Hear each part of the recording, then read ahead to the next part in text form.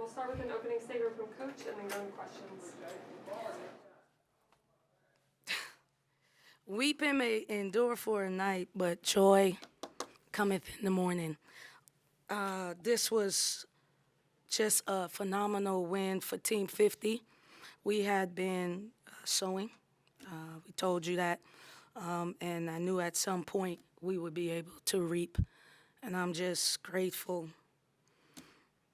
that I had a chance to, lead this group. I think they got tired of losing close games, and the communication in the huddle was phenomenal. I thought our game plan was superb, and I thought their execution of it was even better. Took those 2 timeouts in the fourth quarter. Each time it felt like that Kentucky might be building something. Just what? I guess, Yeah. Was that something learning from previous fourth quarters?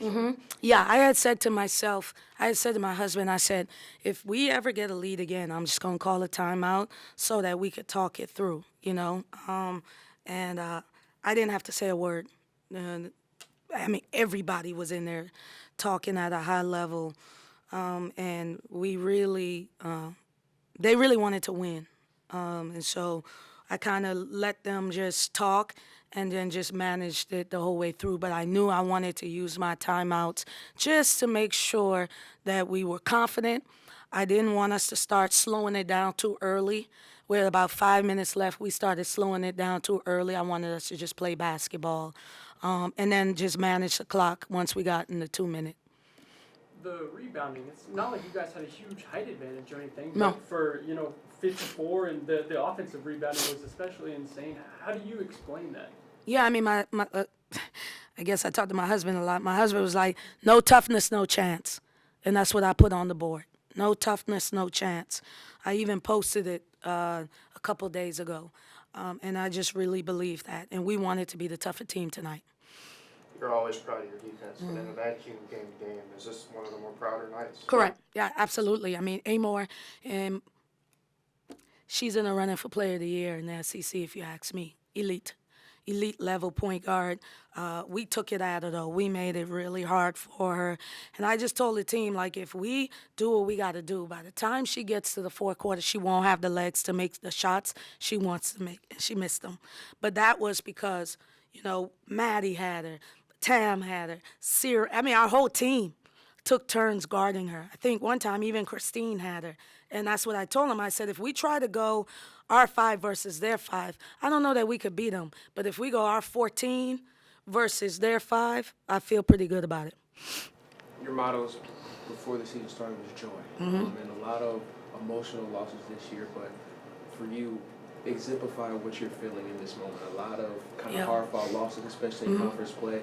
But to beat a top 10 team, a certified head coach in your home ground, but as well, there was visible emotion after losing to Oklahoma, but you guys came back like it never happened. What are you feeling right now based on how you saw your girls play from the moment the game started to the moment the game ended? Yeah, I'm the word joy, just super proud of them. Here's the thing. As a coach, we don't win those games. Our players win those games, all right? We just give them the game plan, and my staff did a phenomenal job of that, all right? And we just leave it up to them, and then they have to win the game. So I was incredibly proud because I felt like our team wanted to win the game, from Madison Scott all the way to everybody that even didn't get in. And they did it, and we were just there to manage them. So I'm really proud of them for that. Seems like Mariah Noel's been getting the most out of her minutes lately. What have you been thinking about her play in the recent games? I just love her. I think she plays with joy every time. Practices with joy, has a joyful attitude, and we need that. And I have been telling y'all, and I know y'all thought it was coach speak, we need a bench. And I thought in the Oklahoma game, after I watched it, I thought we lost it due to fatigue. And so that was on me. Now, players win games. For me, I always feel like as a coach, I lose games, So that's the type of accountability as a leader of the program that I have. And as I watched the film, I kept asking myself, why would Toddy hand it off to Maddie to stop that kid from shooting the 3? Why would Maddie miss a layup that y'all saw her make today? Fatigue. So I have to trust my bench. So my bench came in and played, and they were phenomenal. And KK is not a bench player, so we just needed her to buy into her role. You know, Tam started for us, you know, and Mariah has been phenomenal. But everybody that came in did their part, and it was instrumental. Only 2 second-half turnovers. What was the difference after coming out of the locker room in the second half? Was a kind of shaky first half. Yeah, just trust in our offense. Just trust in our offense. You know, we've been playing big games since the first game of the season. So there's a little bit of PTSD from losing those games. And at halftime, I just said, y'all know the offense. Run the offense. Stop acting like you don't know. Stop leaving people out to dry. And so we had better movement in the second half because they started playing for and with each other. Your message when you grabbed the mic on the court Yeah. about sticking with the crowd, how much did it mean to be able to tell the crowd that? Yeah. You know, I love our fans. You know, do I wish we could have the pavilion sold out? Yep. But you know what? My perspective has changed because a lot of people wish they could have the job that I have. And so instead of me being disgruntled about people that are not here and supporting, the people that do support, they love Team 50. And that means something, and I'm going to give all my energy to them. I know you don't like this question, but I'm asking you. This one's eluded you at home, this kind of win. What is, in the moment now, Yeah. what does it mean to you? I mean, it means a lot. Kenny Brooks is a Final Four coach, you know. They went to the Final Four.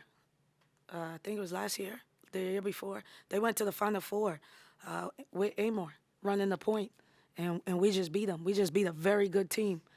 And so it means a lot, and hopefully we can build on this momentum as we have 2 more games this week. Is this that sign of what you're telling us, that those struggles, is this kind of what Yeah, should look yeah, exactly. That's what I was saying, Jake. Like, we're going to just continue to get better. Our offense is going to continue to get better, but our defense has to be what we hang our hats on. And then you'll see our offense evolve, and hopefully by March, we're playing our best basketball. Any more questions? Awesome. Thank you.